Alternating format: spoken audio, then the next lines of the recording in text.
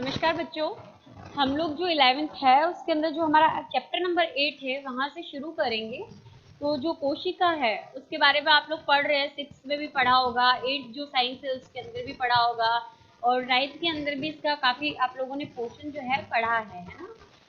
जो कोशिका है उसके बारे में हम लोग जो पूरा जितना भी ब्रीफ आपको डिस्क्रिप्शन है वो 11th के अंतर्गत दिया गया है। तो क्या होती है कोशिका और क्या क्या इसके अंदर प्रमुख खोजें हैं, कौन कौन से इसकी प्रमुख कोशिकांग होते हैं, क्या कोशिकांग होते हैं, उनके बारे में हम लोगों को क्या करना है, पढ़ना है। तो आज हम लोग जो है कोशिका के बेसिक से शुरू करेंगे। तो कोशिका की डेफिनेशन जो है वो हम लोग बचपन से पढ़ते आते हैं।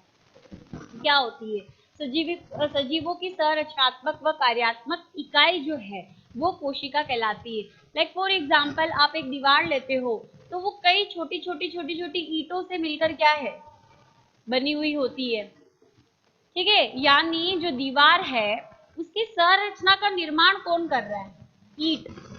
तो हम यहाँ ईंट को क्या कह सकते हैं? उसकी संरचनात्मक इकाई, क्योंकि वो पूरी दीवार को क्या कर रही है, मैन्युफैक्चर कर रही है। इकाई का मतलब होते हैं छोटी सी यूनिट, एक पार्ट है ना। तो ईंट जो है वो दीवार की क्या हो गई, संरचनात्मक इकाई। अब दीवार का काम क्या है? घर बनाना है ना। तो काम क्या हो रहा है, कौन कर रहा है? अगर दीवार है तो दीवार बन रही है वो ईंट की वजह से, और वहां ईंटें ही मिलके दीवार बन रही है, तो दीवार अपना काम परफॉर्म कर पा रही है ना। तो ये इसकी कार्यात्मक इकाई भी हो गई कि ये पूरा घर को क्या करेगी, बनाएगी, है ना।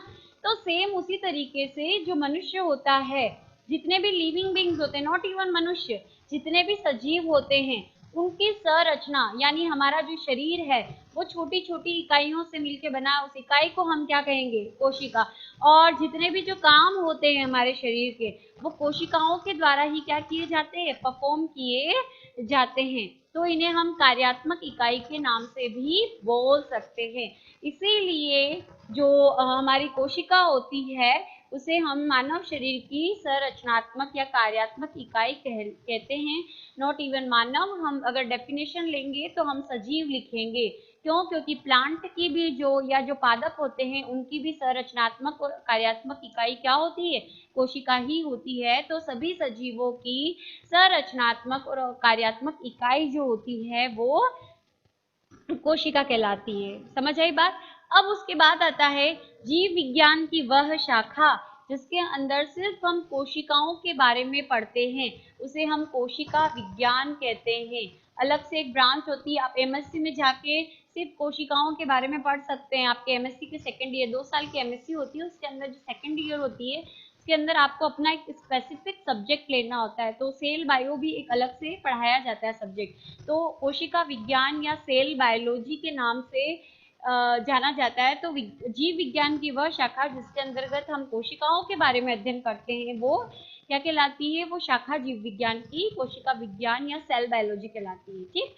अब जो खोज है सर्वप्रथम वो रॉबर्ट हुक के द्वारा की गई थी। ठीक है। और रॉबर्ट हुक ने किसके अंदर खोजा? तो आप लोगों को पता है कि पहले के टाइम के अंदर जो कांच की बोतल होती वो ज्यादा यूज की जाती थी, और उस कांच के जो बोतल है उसको ढका जाता था एक लकड़ी के ढक्कन से, गट्टे से, जिसे कहा जाता है कॉर्क, है ना। तो जो छाल होती है कॉर्क, ये जो कॉर्क होता है उसकी पतली सी स्लाइस लेके उसने किसके अंदर देखा था, माइक्रोस्कोप के अंदर। तो उसको इस तरीके से क्या हुआ, खंड खंड जैसी स्ट्रक्चर दिखी थी। ठीक। तो उसको उसने नाम दिया क्या, सेल्यूलर नाम दिया। यानी कोशिकाओं को जो दिखे उसको खंड खंड, उसको रॉबर्ट हुक ने क्या नाम दिया, सेल्यूलर नाम दिया। तो सर्वप्रथम जो है जो खोज की वो रॉबर्ट हुक ने की, लेकिन वो कोशिकाएं मृत थी, ध्यान रखना। लकड़ी जो है वो काट के गट्टा बनाया ना कोर्क, तो वो मृत थी।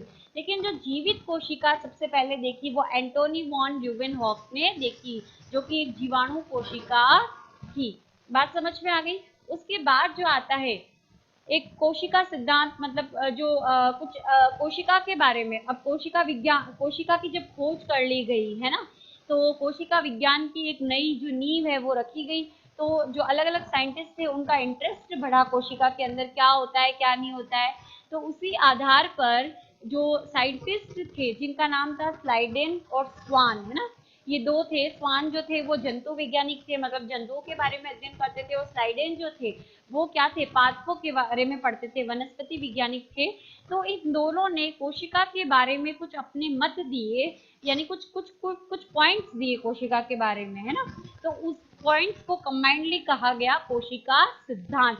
तो अभी हम लोग कोशिका सिद्धांत के बारे में देखेंगे कि क्या क्या कमेंट्स जो हैं वो उन्होंने कुछ कुछ जो पॉइंट कोशिका के बारे में दिए वो क्या है।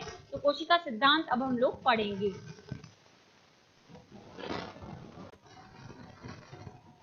देखो, जो हमारा कोशिका सिद्धांत है किसके द्वारा दिया गया, स्लाइडेन और स्वान जो है इन दो वैज्ञानिकों के द्वारा दिया गया। क्या कहता है ये कोशिका सिद्धांत, मतलब इसके अंतर्गत उन्होंने क्या क्या इंपॉर्टेंट बातें बोली। इन्होंने फर्स्ट पॉइंट बोला कि समस्त सजीवों का शरीर कोशिकाओं के द्वारा निर्मित होता है, चाहे वो पादप हो चाहे वो जंतु, उनका जो शरीर है वो किससे निर्मित होगा, कोशिकाओं से निर्मित। ये पहला बिंदु था कोशिका सिद्धांत का। दूसरा जो है कि कोशिका जो है सजीवों की रचनात्मक और कार्यात्मक इकाई होती है, मतलब शरीर जो है सजीवों का वो निर्मित होगा, और जो जितने भी काम होंगे वो कोशिकाओं के अंतर्गत होंगे। यानी काम का मतलब है कि जितनी भी जैविक क्रियाएं होंगी, ठीक है, मनुष्य यानी जीवों के अंदर होने वाली क्रियाओं को क्या बोलेंगे, जैविक क्रियाएं, जीवों में होने वाली क्रियाएं, है ना। तो जो समस्त जैविक क्रिया हैं वो कहाँ होगी, कोशिका के अंतर्गत होगी, कोशिका के अंदर होगी, कोशिका द्रव्य में होगी। फिर आता है अनुवांशिक लक्षणों का स्थानांतरण कोशिका के द्वारा किया जाता है।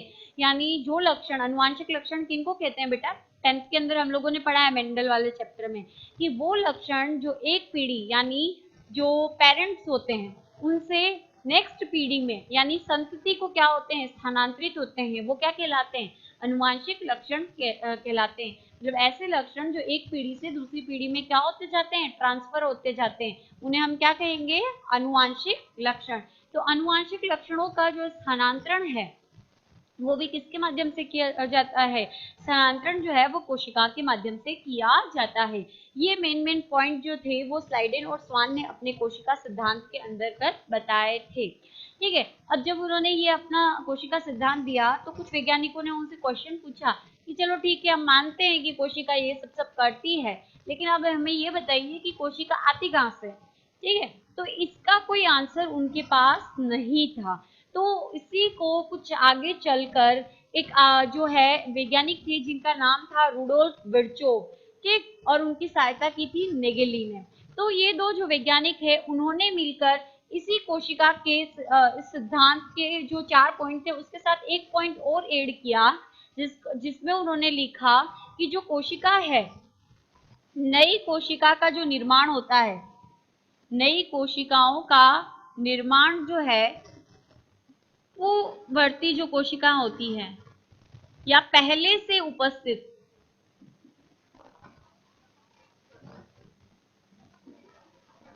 कोशिकाओं में विभाजन के फलस्वरूप होता है। बात समझ में आ रही है कि नई जो कोशिकाएं होती है, ठीक है, उनका निर्माण जो होता है वो पहले से जितनी भी कोशिकाएं उपस्थित होती है वो ही डिवाइड होती है। डिवाइडेशन पढ़ा है आप लोगों ने, समसूत्री अर्धसूत्री विभाजन जो होता है। तो जो पहले से उपस्थित जो कोशिकाएं होती हैं उन्हीं में क्या होता है, विभाजन होता है, और उसी से क्या होता है, नई कोशिकाओं का क्या होता है, निर्माण होता है।